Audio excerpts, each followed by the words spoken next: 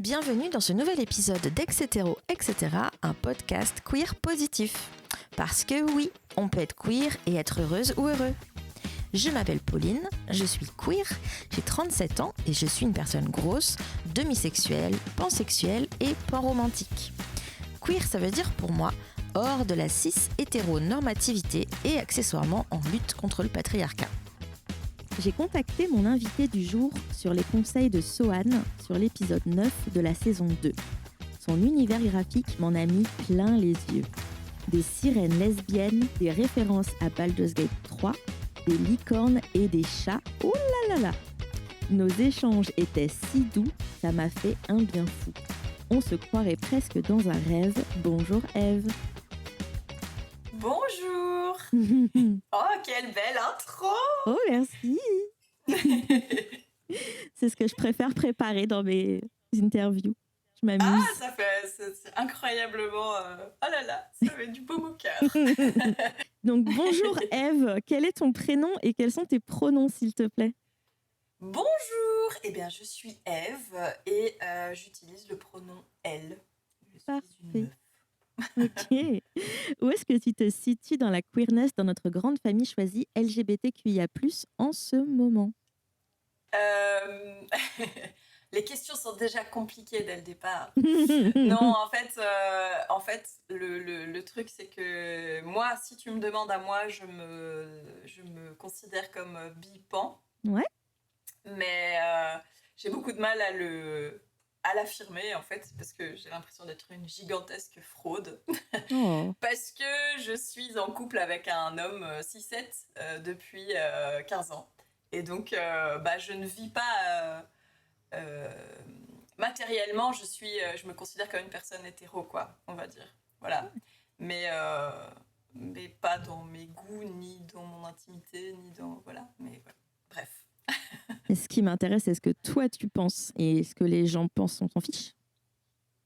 Ben oui, je sais bien, mais voilà, comme j'ai un gigantesque syndrome de l'imposteur, j'ai l'impression d'être une gigantesque fraude à être ici, mais c'est pas grave. Mais pas du tout, parce qu'on en parlait un petit peu aussi en préparant l'épisode. Ouais. Pour moi, vous les personnes justement qui sont avec des mecs cis-het depuis longtemps, vous êtes les grandes oubliées de la commu. Et ça n'enlève en rien qui vous êtes et votre personnalité et vos identités de genre et vos orientations sexuelles. Et c'est important, en fait, et mes questions sont toujours valides, même si aujourd'hui, tu es avec un mec cis-het, quoi. Et qu'aux yeux de la société, vous êtes un couple hétéronormatif, on va dire, quoi. Oui, oh là là, on coche bien tout. Ouais, on a même un enfant. Bientôt la maison et le chien. Oh là là. Non, j'en sais rien, ça, j'en sais pas, mais voilà. Bref. Mais on n'est pas que queer. Alors, comment tu te définirais en tant que personne? Oh là là, je suis autrice, d'abord. Autrice et illustratrice. Je fais de la BD, et donc en ce moment, j'en fais une qui est publiée sur Webtoon, et je suis à l'écriture et au dessin. Je fais tout. Et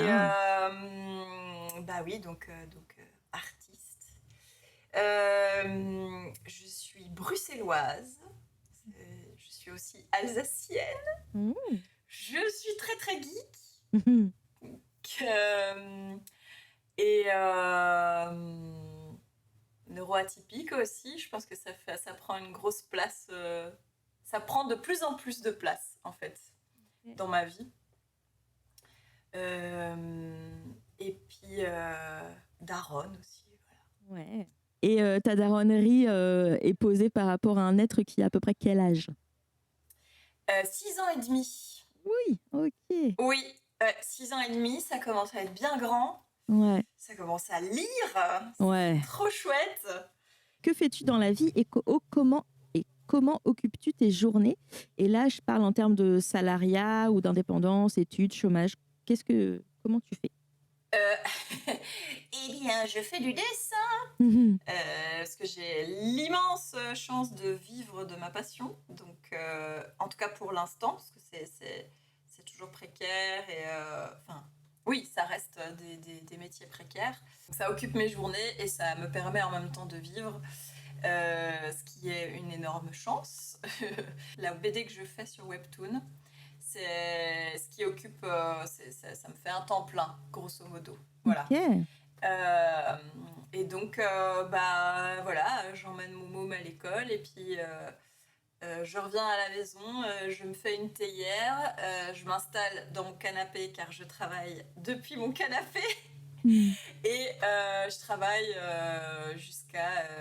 avec une pause à midi, mais je travaille jusqu'à 17h en gros. Et voilà, après je termine la journée plus en m'occupant de l'enfant. Ouais. Et en faisant les trucs de la maison et tout ça. Et une fois que la soirée des adultes commence, je reprends ma tablette à dessin et je fais ma deuxième journée. Ouais. Là, je dessine plus pour des trucs personnels, quoi. Okay. Pour des projets en cours de développement ou pour de la détente. Ou, voilà. Mais, donc, c'est à la fois mon travail et à la fois ma manière de me détendre. C'est particulier. Mais oui, parce que en fait, pour moi, je dessine pas du tout les mêmes choses de ce que je fais la journée et de ce que je fais le soir. Parfois, ce que je dessine le soir va devenir autre chose et sera un travail à part entière. Mais sinon, c'est vraiment de la récréation, on va dire. Et la plupart du temps, d'ailleurs, je dessine du cul. Voilà. C'est ma récré, comme je dis. Et voilà. Et donc, je passe ma journée souvent aussi en même temps que je dessine. J'écoute beaucoup de podcasts ou d'émissions sur YouTube ou quoi. Et je regarde des films aussi. Du coup, tu es à Bruxelles ? Oui. Et comment ça se passe, le fait d'être indépendante là-bas ? Administrativement, ça se passe comment ? Alors, moi, j'ai la chance d'avoir le statut d'artiste. Donc, qui est un statut qui serait un peu équivalent au statut d'intermittent en France. Et en fait, le truc, c'est que, donc, en gros, je suis assurée d'avoir une rémunération pendant 3 ans. Donc, mon statut d'artiste est valable 3 ans. C'est-à-dire que je suis rémunérée par mes contrats, par la BD que je fais en ce moment, etc. Et dans le cas où ça ne suffirait pas à certains moments ou certains mois, j'ai une compensation du chômage. Et alors, pour l'instant, c'est pas encore en place parce que je suis dans le marasme administratif entre les différentes instances qui se mettent d'accord sur est-ce qu'on me paye ou pas. Et par chance, pour l'instant, j'ai pas besoin que le chômage me paye. Mais une fois que ma BD est terminée, etc., pour l'instant, je sais pas encore ce que je vais faire. Je sais pas encore ce qu'il y aura après, donc peut-être qu'à ce moment-là, il y aura besoin de cette compensation. Voilà. Ok, ça marche. C'est bien de savoir comment ça marche un peu à côté de chez nous, enfin à côté de la France. Ouais. C'est hyper intéressant, quoi. Alors, vraiment, ce statut d'artiste en Belgique, pendant très longtemps, c'était un peu la manne céleste, quoi. C'est un peu très sécurisant pour les artistes. Ça ne vaut pas que pour les illustrateuristes. Ça vaut aussi pour tous les gens qui font du spectacle, du cabaret, du théâtre. Et j'en oublie certainement aussi de milieux que je côtoie moins, mais la musique aussi, évidemment. Et vraiment, c'est très chouette. Mais évidemment, avec les revirements politiques qu'on connaît dans le monde entier en ce moment, c'est un statut qui devient un peu en danger, quoi, et plus précaire et plus difficile à avoir, etc. Mais voilà, on espère que ça s'arrangera plus tard. Voilà. Ouais, ça marche. Du coup, si on passe à la suite, tu disais que tu écoutais des podcasts YouTube et des films. Ça fait partie donc de ma prochaine question. Quelles sont tes passions et comment te ressources-tu ? Et du coup, vraiment, le dessin, ça a toujours été ma manière de me ressourcer. Je suis désolée, j'y reviens toujours. Mais non, ne t'excuse pas, c'est super. Mais si tu parles vraiment de se ressourcer, pour moi, me ressourcer, c'est être seule dans ma bulle avec de quoi dessiner. Peu importe quoi, mais de quoi dessiner. Et un besoin de solitude aussi. Donc voilà, batterie sociale faible. Et à un moment donné, il faut vraiment que je m'isole, mais même y compris de ma famille, quoi. C'est je vois un bien. truc... Oui, voilà. C'est un truc, même mon compagnon ou mon fils, dans ces cas-là, il y a des moments où je dis non, mais là, en fait, ça va pas. Et en général, j'ai trouvé une licorne, c'est-à-dire un mec 6-7 très impliqué et très cool. Et donc, il me dit, OK, on va faire un tour. Et voilà, je vais trouver une activité à faire dehors avec l'enfant, on te laisse un petit peu. Donc, c'est super cool. Et donc, voilà, moi, me ressourcer, pour moi, si tu me dis ça, si tu me dis le mot ressourcer, c'est ça que je vois, quoi. Mais après, les passions... cinéma, séries, podcasts, etc. Oui, ça habite quand même une grande partie de ma vie. Le jeu vidéo aussi, énormément. Tu parlais de BG3 et de Sohan, justement, on joue ensemble à Baldur's Gate 3. Et en ce moment aussi, on rejoue beaucoup avec mon compagnon à Minecraft, où on s'est fait un serveur où on joue ensemble, etc. Et c'est un jeu qui nous accompagne depuis nos débuts, en fait. C'est assez rigolo. Très régulièrement, on y revient et on se dit « Ah, on va construire ça, on va construire ci, machin. » Et voilà, c'est très chouette. Et on se fait des surprises sur Minecraft. Genre, quand on se connecte tout seul, on fabrique un truc pour l'autre. Et enfin voilà, c'est très mignon. Trop mignon. Oui. Et sinon, dans ce que j'adore faire aussi plus en sortie, alors je vais beaucoup, je fais pas mal des sorties en cabaret et un peu théâtre, etc. Mais voilà, ça fait partie des milieux que j'aime beaucoup fréquenter et voir à Bruxelles. Ouais, la richesse culturelle de Bruxelles, il y a beaucoup de choses à voir. Il y a pas mal, il y a pas mal. Je pourrais pas comparer avec d'autres villes parce que c'est vraiment là que je m'y suis mise et que j'ai grandi, on va dire, que je me suis plus construite en tant qu'adulte, on va dire, parce que je suis venue pour mes études. Et ce qu'il y a à voir est vraiment, vraiment très chouette, quoi. Voilà. Trop bien. Je suis déjà venue à Bruxelles il y a quelques années. Ça devait être 2017 ou 2016, fin 2016. Oh, c'est tellement bien. Ah ouais, vraiment, enfin, tu vois, c'est drôle, je me promenais hier en famille, avec des potes, et à un moment donné, je dis, je sais pas, j'adore cette ville, c'est foutraque, c'est un peu le bazar, c'est pas très... c'est pas toujours très joli, c'est pas toujours très propre, mais je sais pas, il y a une vie, il y a une mixité, un truc, j'adore, voilà.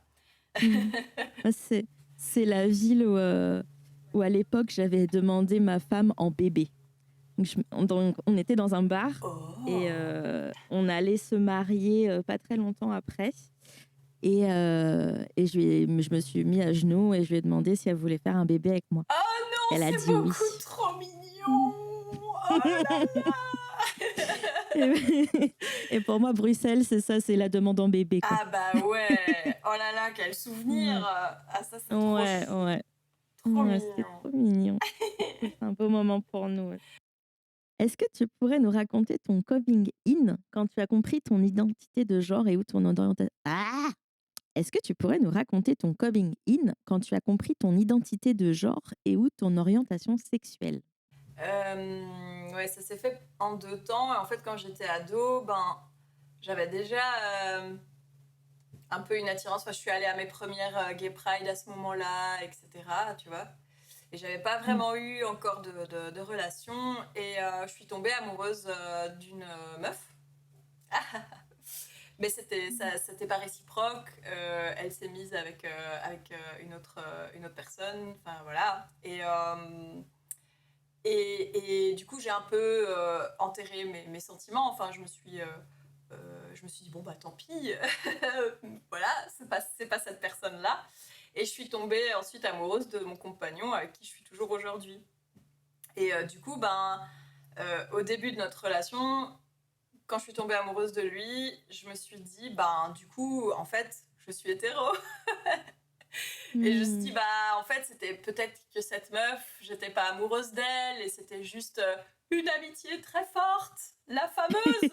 Voilà. Et donc j'ai un peu oublié tout ça en me disant bah voilà, je suis installée dans cette relation, machin, voilà. J'ai fait une grosse dépression postpartum. Et en prenant en charge mes soins, je me suis un peu reconnectée à moi-même. Je me suis reconnectée à l'ado que j'étais. Je suis de nouveau gothique.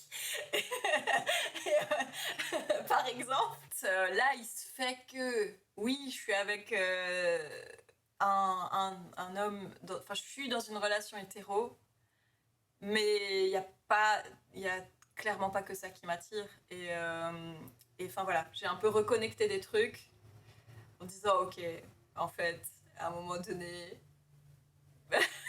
voilà, bref. mais voilà, c'est un peu ça. Et finalement, c'est très récent où je me sens assez légitime de dire, oui, moi, je me sens bipan. Après, comme je le disais tantôt, j'ai du mal à quand même l'affirmer. Je me sens légitime par rapport à moi-même, mais pas encore légitime par rapport au reste du monde. Voilà. Voilà. Je comprends et je sais qu'il y a plein de gens qui vont nous écouter et qui vont certainement ressentir la même chose. Oh. Et en fait, l'important, c'est vraiment ce que tu ressens toi. Et moi, j'ai pas eu de relation, j'ai jamais eu de relation avec une meuf cis. Tu vois. Moi, ma femme, c'est une meuf trans. Et on s'est mis ensemble quand elle se genrait encore au masculin. Et c'est pas pour autant que, oui, j'ai ressenti aussi que j'étais pan, en fait. Et c'est pas grave. Non. C'est pas grave du tout, en fait.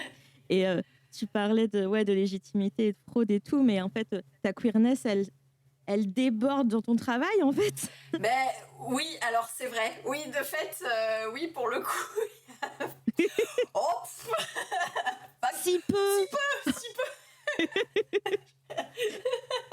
Je veux dire, il y a, ouais, je suis en train, donc Sous les saules, c'est une romance médiévale et il y a pas mal de personnages, quoi, et il y a un couple hétéro. Voilà, c'est tout. Voilà. Ouais. À l'heure à laquelle on enregistre, on est à l'épisode 6 de Sous les saules où j'ai tout lu ce matin. Et j'ai trop hâte de savoir la suite parce que tu lances une petite brèche sur l'histoire potentielle entre Arthur et Lancelot. Et là, j'étais...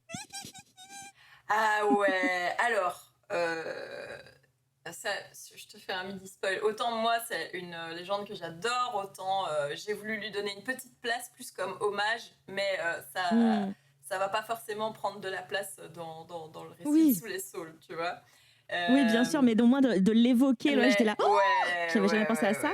Mais je suis en train, j'ai quasiment terminé un roman que j'ai trouvé trop sympa, qui s'appelle Arthur et Gwen ne sont pas amoureux. Gwen and Arthur are not in love. Et donc c'est un roman romantasy, machin. Et ça se passe dans un univers alternatif où il y a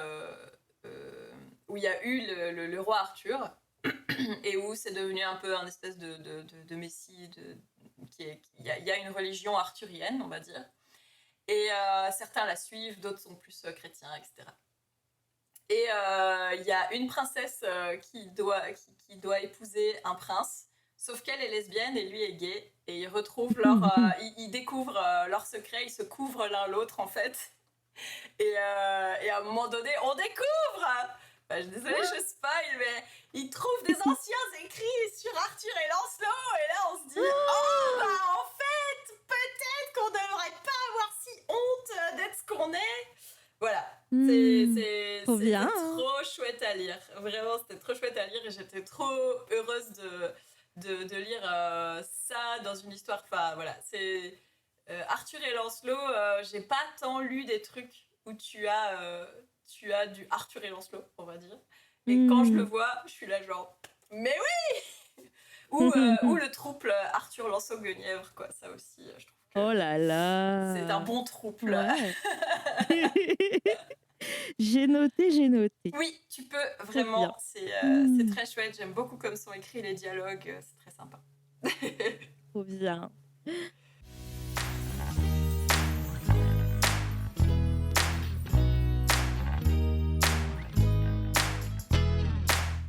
Du coup, est-ce que tu pourrais nous raconter ton coming out le plus positif? Eh ben, c'était il n'y a pas si longtemps. Une amie avec qui on travaille, qui s'appelle Steph, dont je vais sûrement reparler plus tard. Et on était à la terrasse d'un café aussi avec une amie. Et je dis ce truc où je dis oui, bon, moi je me sens comme ça, mais je me sens pas de l'affirmer. Je ne ressens aucune légitimité à affirmer que je suis bi, quoi. Et tous les deux se retournent vers moi en mode, mais en fait, on s'en fout de ce que, de comment c'est par rapport aux autres, c'est ce que toi tu ressens. Et si toi tu. Enfin, t'as pas de truc à prouver, quoi. T'as pas des cases à cocher pour montrer que oui, tu appliques bien, tu as ta carte de membre. Non, il n'y a pas de problème en fait. Si toi tu décides que t'es bi, t'es bi. Et j'étais là, ah bon, vous croyez? Et vraiment, tu vois, même d'en parler, j'ai les larmes qui montent en fait, parce que qu'on me dise si, en fait, t'as ta place, c'est. Voilà. Ça me fait de l'émotion. Bah oui, c'est important. Oui, t'as ta place, tu es légitime. C'est sûr. Je vais repleurer. Mais on dit ça à tous les gens qui écoutent aussi, en fait. C'est l'autodétermination, c'est le plus important. Et on s'en fiche ce que les gens pensent. C'est vraiment ça. Oui. On n'a pas de carte de membre de la commu. Ben voilà, c'est la carte de membre. J'adore que ta pote ait dit ça. Non, mais vraiment, ouais, c'était un chouette moment. Et donc oui, ça m'a aidé aussi à me dire, ok, en fait, bon, peut-être que je peux un peu plus affirmer le truc. Hier soir, à table, j'avais pas très faim et tout, j'étais pas très bien, mais j'avais grave envie de dessiner un truc que j'avais en tête. Et du coup, j'ai pris un mini canevas que j'ai acheté chez Emma et j'ai commencé à dessiner ce que ce serait pour moi le drapeau LGBTQIA+, handi. Parce qu'il y a eu plusieurs versions et il n'y en a pas un qui sort facilement en fait, sur les réseaux quand je cherche. Ouais. Et du coup, j'ai dessiné ça. Alors. Ah. Et donc, c'est le drapeau LGBTQIA+, mais sans le triangle, mais avec des éclairs en fait entre chaque couleur, pour montrer que les lignes sont un peu cassées. Et du coup, je fais ça. Et mon enfant, elle me dit « Ah, mais c'est trop bien, maman, mais en fait, on peut faire chacune le nôtre. Et puis comme ça, quand on va voir la communauté, on peut montrer quel drapeau on est. » Je dis « Ouais, mais tu vois, là, celui-là, ce serait vraiment pour toutes les personnes handi. » Mais elle me dit « Ouais, mais tu devrais faire un fauteuil dessus. » Je dis « Bah non, moi, c'est pas mon handicap, le fauteuil. Mon handicap, c'est la fibromyalgie. » Elle me dit « Bah, t'as qu'à écrire fibromyalgie dessus.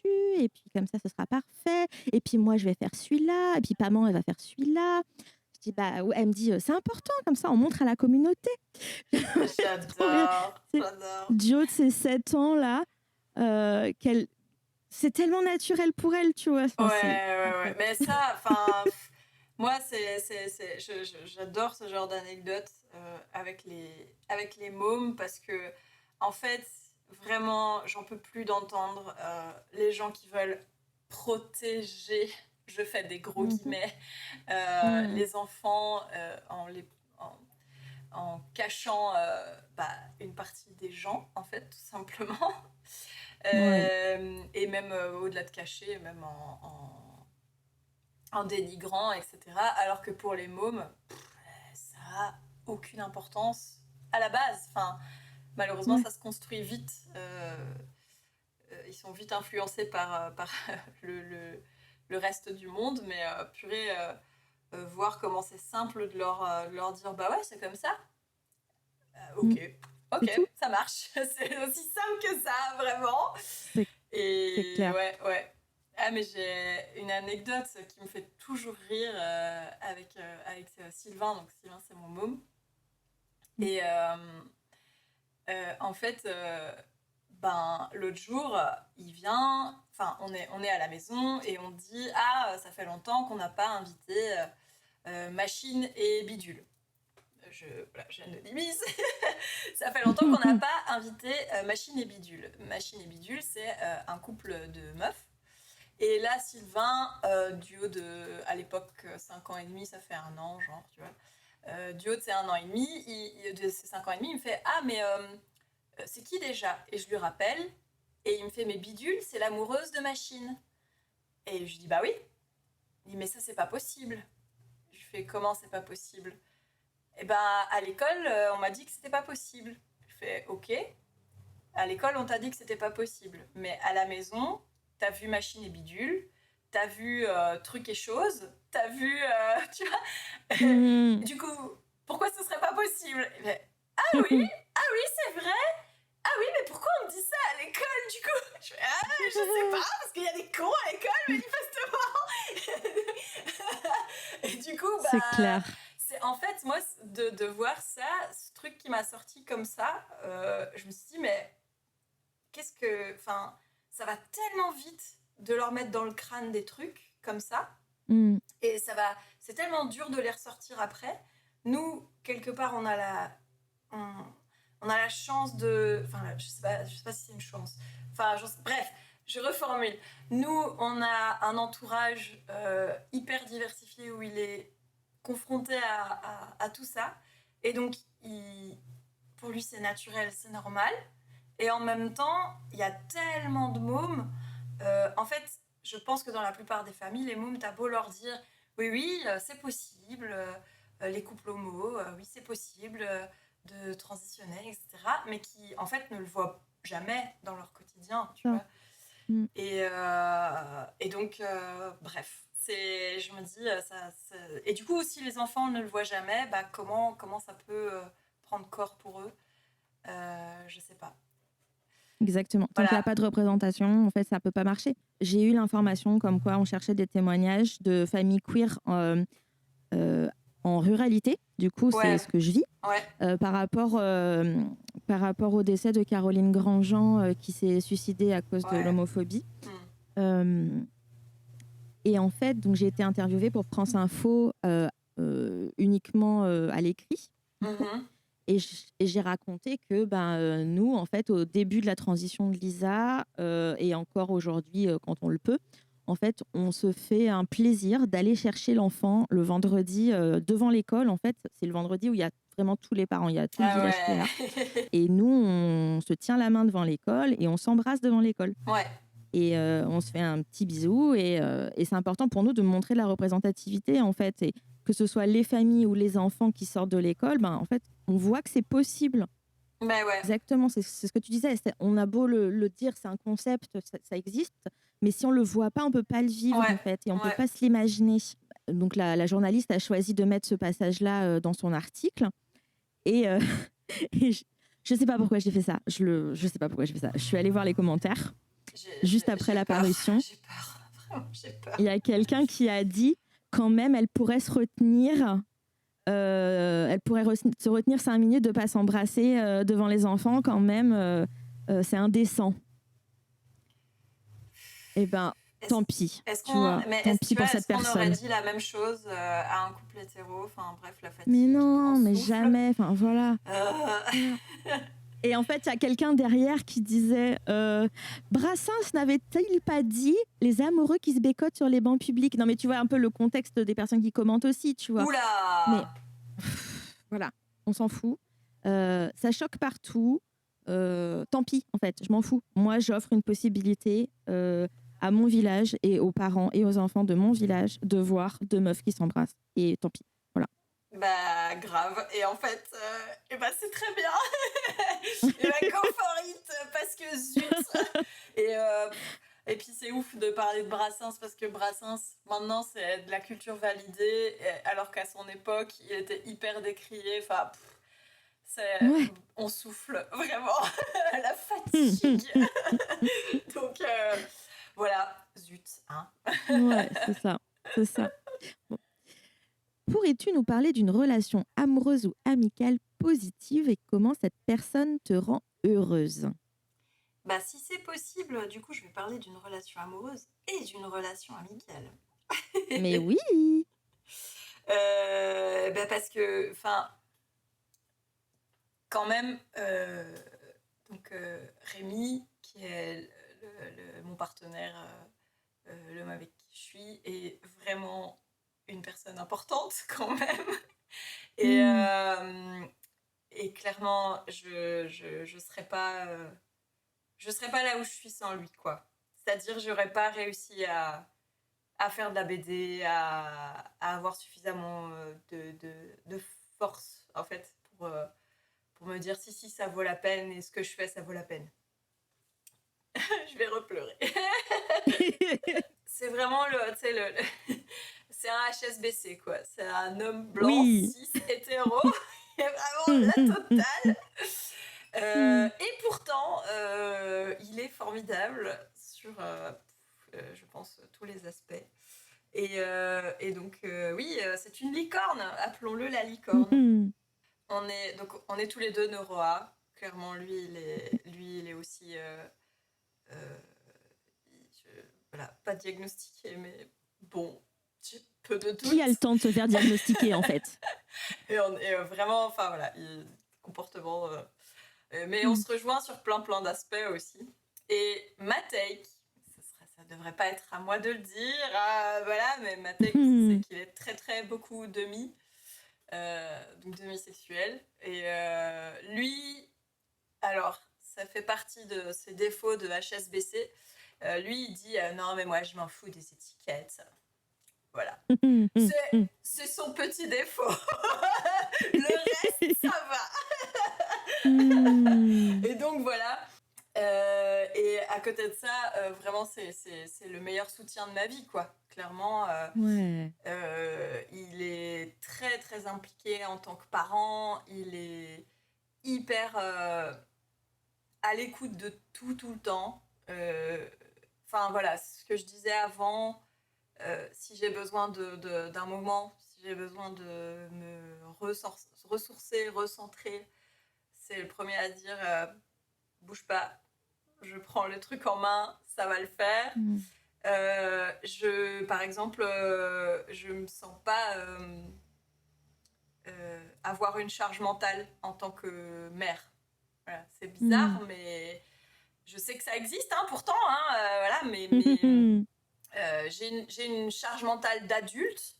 Voilà, j'ai telle facture que je dois payer, je dois prendre tel rendez-vous pour tel machin, voilà, comme tout le monde. Mais j'ai pas plus de charge mentale de mère parce qu'il y a lui, en fait. Ça, c'est quand même incroyable. Alors, c'est génial. Le truc, oui, ouais. Alors, le truc qui fait câbler toutes mes potes d'Aaron, c'est un papa qui va de son propre chef au magasin de vêtements acheter des vêtements à son enfant en sachant la taille, en sachant de quoi il y a besoin, en choisissant lui-même tout seul comme un grand. Wow. Voilà. Alors ça paraît débile en fait. Ça paraît. Et lui, quand je lui dis ça, mais tu sais que c'est incroyable. Enfin bref, je lui dis, tu sais que c'est incroyable. Ça fait câbler toutes mes potes. Je lui dis, mais je comprends pas. Enfin, c'est normal. Lui, il est vraiment genre. Je vois pas ce qu'il y a de spécial là-dedans. J'achète des habits. Voilà. Incroyable. J'ai résumé la licorne. C'est ça. Bravo la licorne. Bravo la licorne. Sinon, pour moi, c'est vraiment... il relit mes épisodes et il a vraiment un regard... Il a un regard super, à la fois pointilleux et à la fois jamais jugeant. Enfin, il va pas me dire, c'est de la merde ce que t'as écrit. Voilà, vraiment... j'adore bosser avec lui. Et puis, c'est mon premier fan. Donc, c'est le premier à dire, non, mais ce que tu fais, en fait, c'est trop bien. Vas-y, quoi. Donc voilà, trop mignon. Trop cool. Oh, trop bien.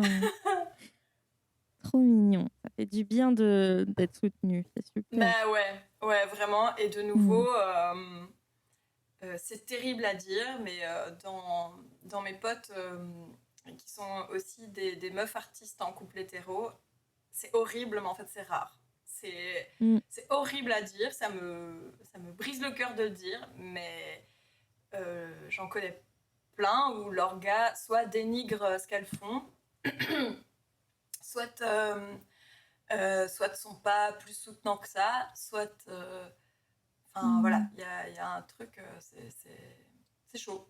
C'est chaud. Ouais, carrément. Et puis ça, en fait, ça fait partie de violences dans le couple et quand tu lis le violentomètre, en fait, ben c'est dessus, hein. Oui, tout à fait. Bah ouais. Ouais, c'est complètement dessus et c'est beaucoup trop présent.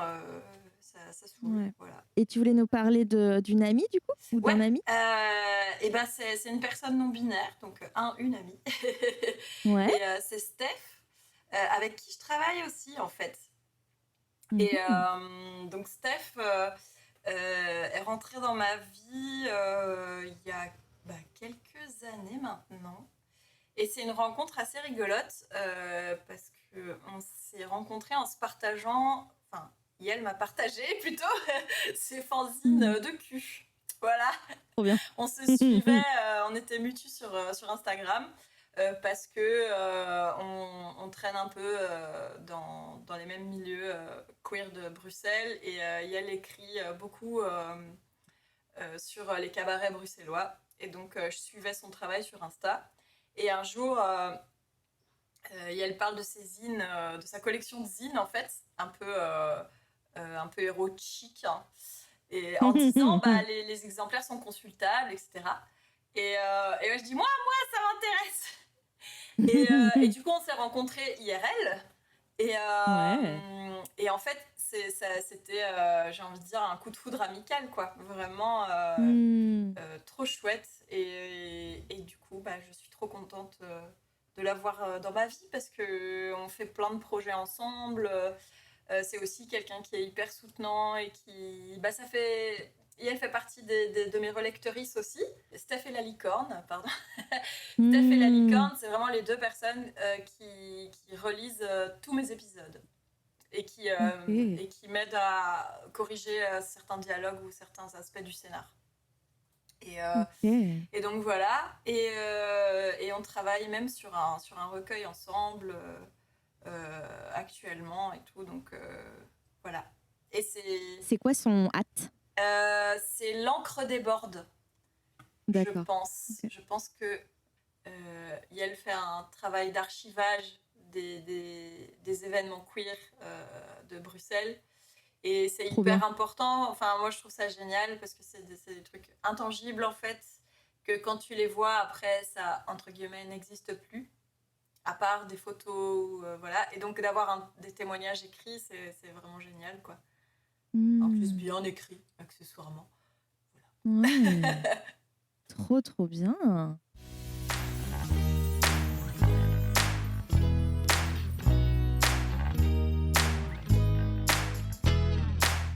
As-tu une histoire en lien avec le monde du travail et avec ta queerness qui soit positive? Écoute, je crois que l'exemple est tout trouvé, puisque actuellement, écoutez-moi bien, je suis rémunérée de façon correcte pour dessiner des sirènes lesbiennes qui se bécotent. C'est bon pour vous? Donc, comme anecdote positive en lien avec le travail et la queerness, je pense que... On n'a pas mieux. Ça va. Génial. Est-ce que tu as un message positif à faire passer, Eve? C'est pas facile en ce moment quand même, hein. L'anxiété et tout, elle est là par rapport à l'actu et tout. Et les copaines, je sais que c'est dur en ce moment, mais l'air de rien, il y a quand même plein d'espaces qui existent et on progresse quand même en fait. Par exemple, ici à Bruxelles, il y a encore 10 ans, tu pouvais pas avoir 2 soirées cabaret queer, par exemple, en même temps. ça n'arrivait pas.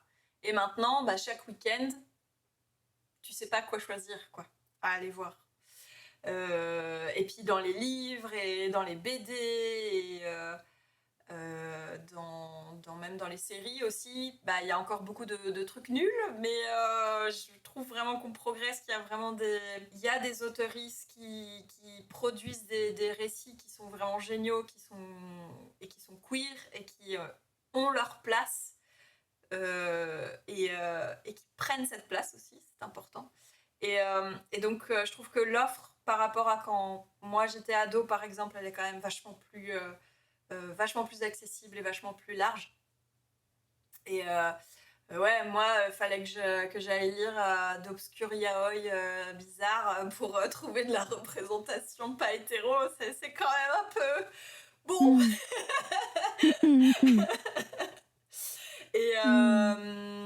Et du coup, voilà, je trouve qu'il faut garder espoir parce que les espaces existent, les actrices de ces espaces existent aussi et on va pas lâcher l'affaire et on va continuer à créer des trucs et ça prend de la place, donc c'est bien. Ouais, prenons de la place. Oui. Ouais. C'est marrant parce que tu vois, là je viens de commencer la 3e saison du podcast et quasiment tout le monde me dit ça. C'est vrai. C'est dur en ce moment. Ouais, c'est dur en ce moment. On trouve. Voilà. On dit beaucoup de mal d'Internet, tu vois, que oh là là, les réseaux sociaux, nanana, nanana.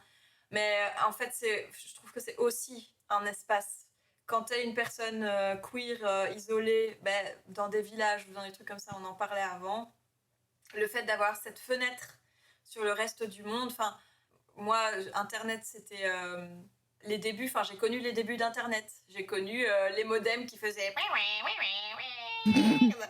Tu vois ? Moi aussi.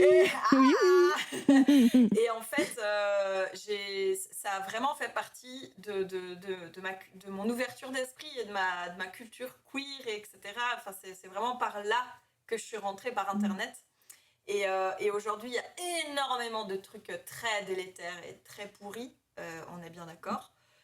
Et beaucoup de choses malsaines se construisent aussi sur Internet, mais il y a aussi ces espaces qui permettent de se découvrir et de découvrir d'autres choses, quoi.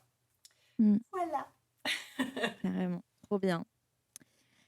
Du coup, est-ce que tu aurais des ressources, justement, on vient d'en parler, des ressources, des livres, des vidéos, des podcasts, des comptes réseaux sociaux à nous recommander, queer et positifs? Tu parlais de BG3, Minecraft, Arthur et Gwen are not in love. Ouais. Et quels sont les podcasts que tu écoutes, par exemple? Pour moi, Minecraft, c'est pas... Alors, je fais une parenthèse, mais pour moi, Minecraft, par exemple, c'est vraiment jouer au Lego sans faire le bordel chez soi. Il n'y a pas de truc particulièrement queer là-dedans.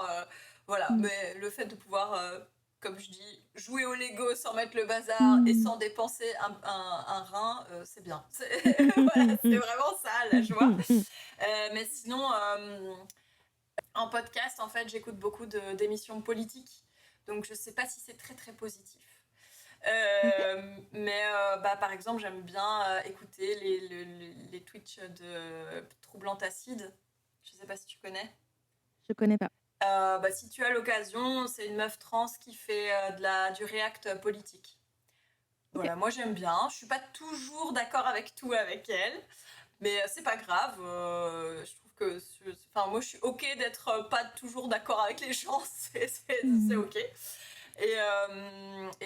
Mais globalement, elle est marrante, elle a un regard super intéressant sur les choses, et donc voilà, je regarde pas mal ses reacts.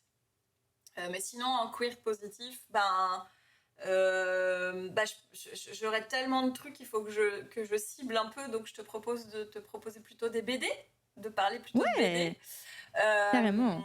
Et donc, j'ai pris des notes. Hein. J'ai fait la bonne élève, j'ai fait ma petite sélection.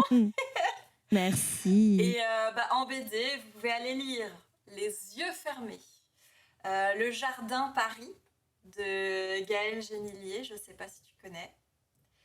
Alors, Gaëlle Génillier, vous pouvez aussi la suivre sur Insta, c'est Avril Circus.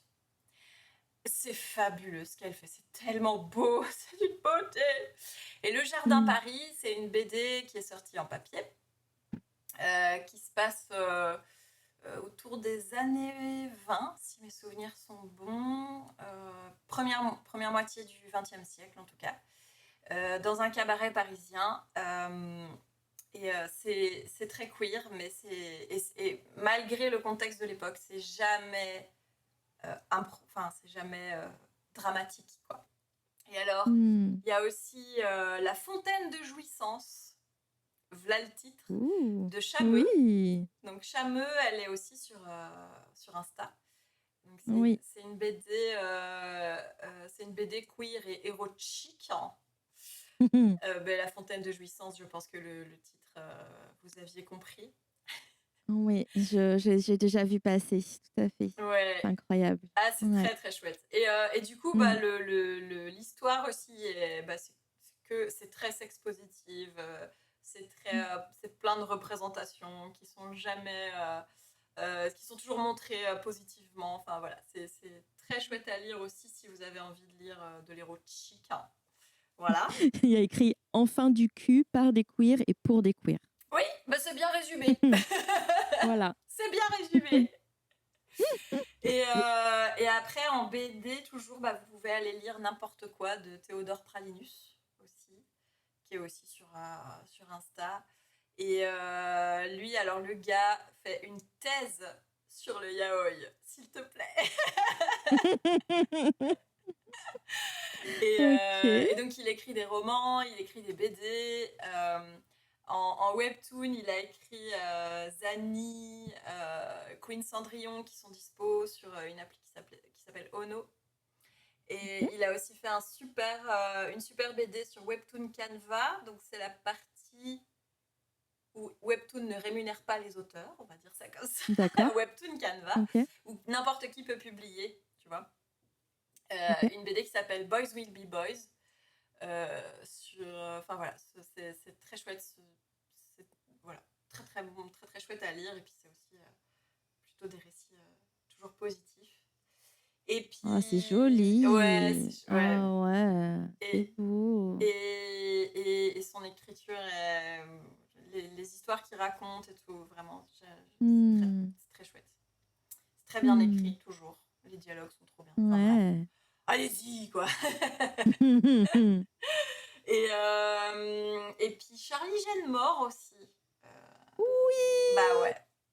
Charlie Jeannemort, son travail est incroyable aussi. Oui, j'adore. C'est vrai que on m'en a déjà parlé de Charlie Jeannemort. Ouais. J'adore ce qu'il fait. Et ouais, il fait partie des personnes que j'ai envie de contacter pour faire partie du podcast, en fait. Ouais, j'adore ce qu'il fait et je réagis beaucoup à ce qu'il fait, en fait, régulièrement. C'est incroyable. J'adore. Voilà. Trop bien. Mais je suis contente qu'on le cite encore. Ah oui, ouais, mais après, tu vois, je pourrais t'en citer d'autres, mais que ou déjà, ils ont déjà été cités, ou même tu les as déjà invités, genre Laurier the Fox, voilà. Vas-y. De toute façon, c'est Laurier the Fox, c'est, alors, comme je lui ai dit quand je l'ai interviewé, c'est à chaque épisode, tu es cité. Voilà. Oui, c'est vrai. Mais de fou. Et c'est parfait, on l'adore. Et Sohan a dû parler de Folie Veli, je pense. Oui, mais Folie Veli, pareil. Folie Veli, mais non. Non. Attends, je vais dans mon... Folie Veli. Je vais chercher dans mon tableau des recommandations parce que j'ai un super tableau des recommandations. Ce qui me permet de suivre tout ça.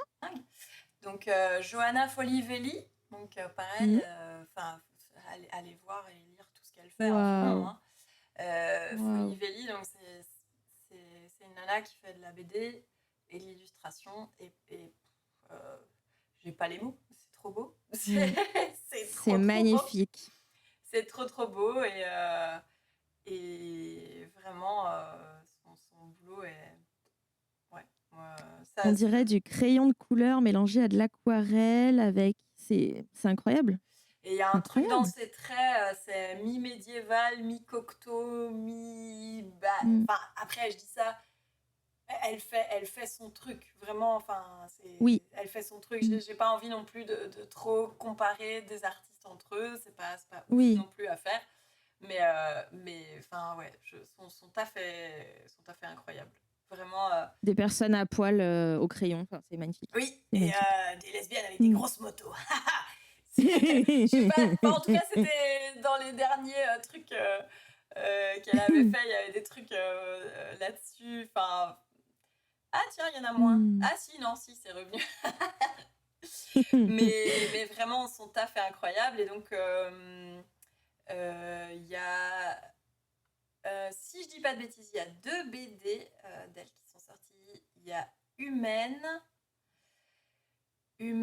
et la deuxième, c'est... Je suis sur son Insta aussi, là.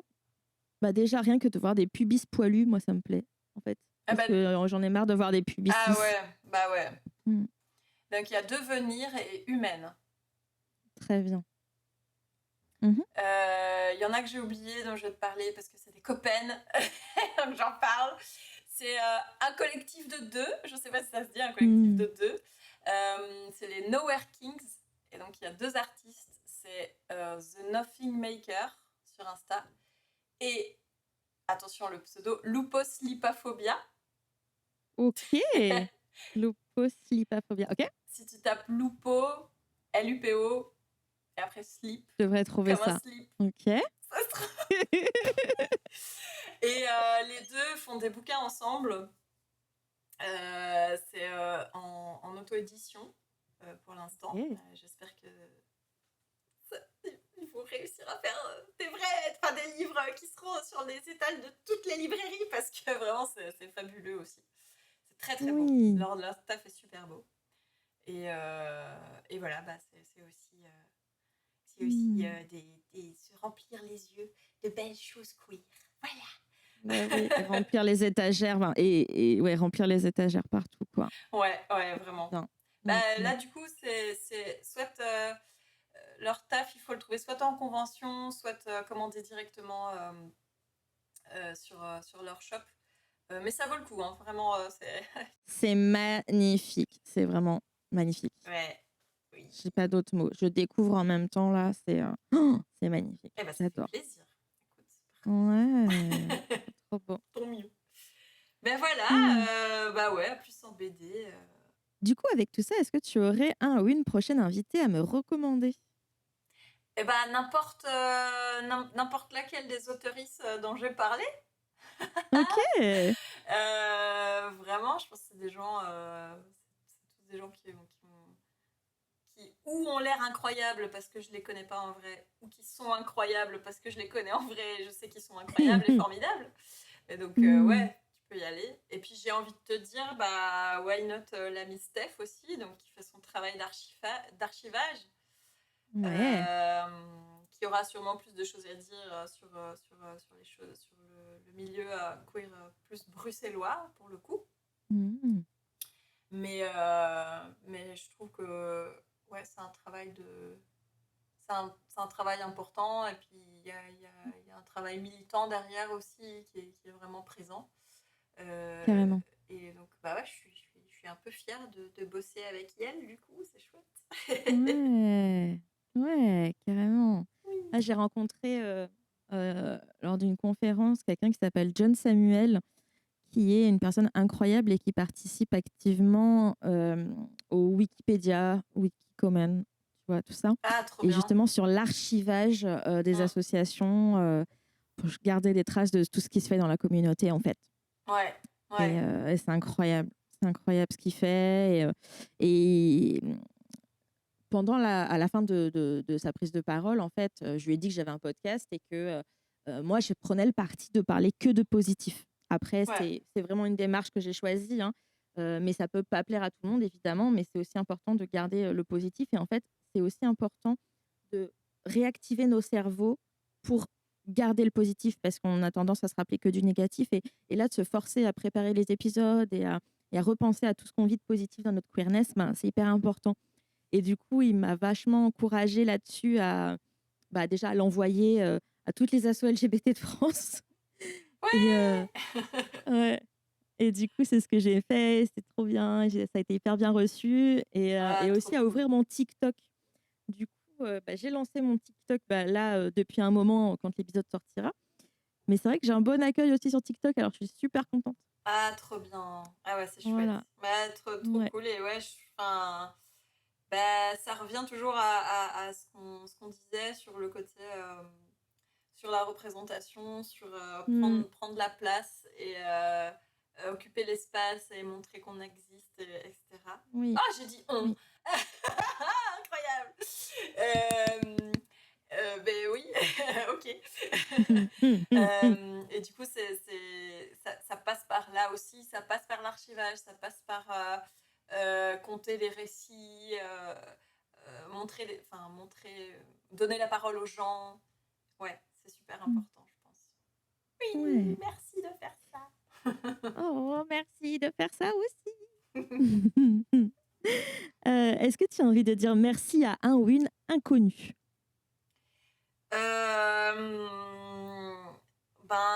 En fait, c'est bête, mais comme j'ai une mini commu vu que je suis publiée et il y a des gens qui laissent des commentaires sur mes épisodes de BD ou sur mon Insta que je connais pas et qui me disent tout le bien qu'ils pensent de ce que je fais.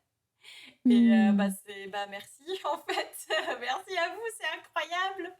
Parce que c'est un peu la coque des artistes, je pense. Dans le sens où on est un peu dans notre petit atelier tout seul à créer. Et puis quand on montre à nos potes ou à notre entourage, forcément on nous dit « Ah, c'est bien !»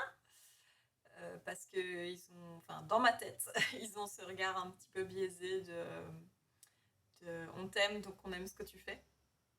Et là, qu'il y a des gens qui viennent de nulle part, qui viennent dire en fait, ce que tu fais, c'est cool. Je devrais pas avoir besoin de cette validation, mais ça me fait du bien quand même. Voilà. Ça fait du bien de ouf, bien sûr, oui, c'est normal. Oui. C'est normal, bah oui. Merci beaucoup. Oui. Ça fait trop du bien. Oui, oui. Trop bien.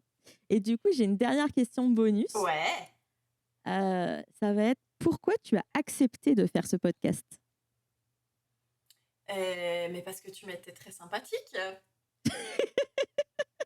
Merci. Écoute, mais je sais pas, comment ça s'est fait? Parce que je me souviens que moi j'ai découvert par l'épisode qu'a fait Sohan. Parce que du coup, il avait fait la promo du truc et j'étais allée écouter et je m'étais dit « Ah, mais c'est trop chouette comme ambiance, c'est trop bien !» Et à la fin, il parle de moi, ce zinzin. Mais enfin, mais Sohan, que faites-vous? Je sais pas, est-ce qu'on s'est contacté à ce moment-là, peut-être? Oui, on s'est contacté à ce moment-là. Je t'ai contacté à ce moment-là. Et en fait, j'étais en train de monter l'épisode de Laurier. Et en fait, c'est notre passion pour Laurier the Fox qui nous a rapprochés. Ah, mais oui, ben voilà. Trop mignon. Et oui, vraiment, en fait, on a eu quelques échanges par message. Et en écoutant les épisodes, je me suis dit, oh là là, mais... c'est un peu du parasocial, désolée, mais ce côté mais cette personne est trop adorable, j'ai trop envie qu'on soit potes. Voilà. Oui, je suis d'accord. Je suis trop d'accord. Ouais, super, yes. C'est bon, on est copines. Tu veux être mon amie?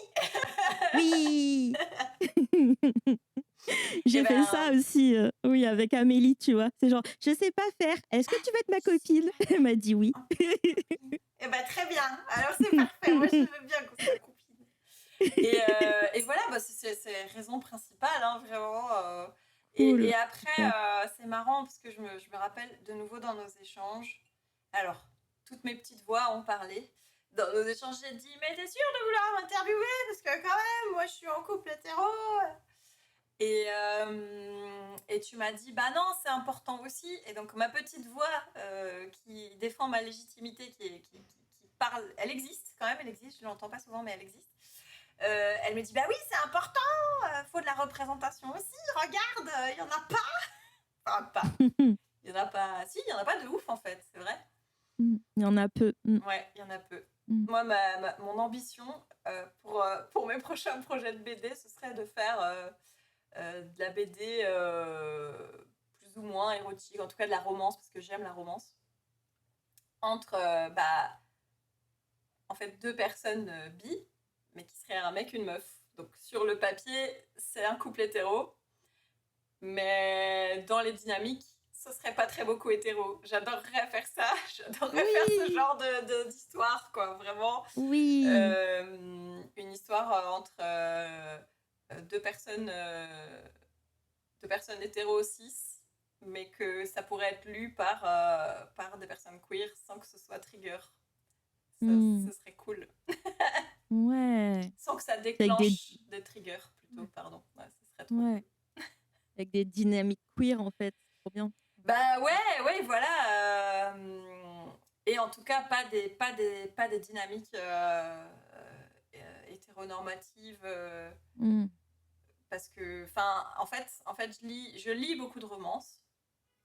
Et vous allez rire, hein, mais je lis beaucoup de romantaisie, en fait. Et la romantaisie, vraiment, quand j'en lis, c'est une quête. Voilà. C'est une quête pour trouver le récit entre un homme et une femme, une romance entre un homme et une femme qui serait pas cringe. Ouais. Pour l'instant, j'ai pas trouvé.